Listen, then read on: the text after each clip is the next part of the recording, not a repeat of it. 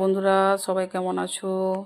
এই গরমে তো সবার অবস্থা নাজেহাল অবস্থা হয়ে যাচ্ছে। সবাই বেশি বেশি করে জল খান, ওআরএস জল খান, লেবু জল খান। সুস্থ থাকবেন, ভালো থাকবেন। আমি আজকে একটু পটলের রেসিপি বানাবো। তার জন্য 3-4টা পটলকে আমি ভাতেই দিয়ে সিদ্ধ করে নিলাম। তারপর দেখতে পেলেন যা যা দিয়ে করব সেটা আমি আপনাদেরকে দেখালাম। এরপরে তেলে কালো জিরা ফোড়ন দিয়ে, পেঁয়াজ ফোড়ন দিয়ে, আদা রসুনটা আদা দিইনি, সরি, রসুন আর কাঁচা লঙ্কাটা থেতো করে দিয়েছি। এইভাবে যেভাবে আমি করছি ওইভাবে বানাবেন, দেখবেন দারুণ খেতে লাগে। যারা খায় না তারাও খাবে। পটলের তো অনেক রকমের তো রেসিপি খেয়েছেন, এইভাবে করবেন।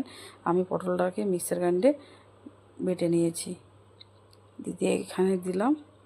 এবার এটাকে এর মধ্যে আমি লবণ চিনি দিয়ে দিব। আর যতক্ষণ না শুকনো শুকনো হচ্ছে ততক্ষণ কিন্তু নাড়তে থাকবে।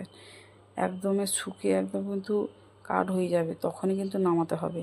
এই পর্যায়ে আমি একটু সরষের তেল দিলাম। প্রায় কিন্তু শুকিয়ে এসছে বলতে গেলে। আর বেশিক্ষণ না, কিছুক্ষণ বাকি আছে, দিলে হয়ে যাবে। খেতে কিন্তু ভালো লাগে, করে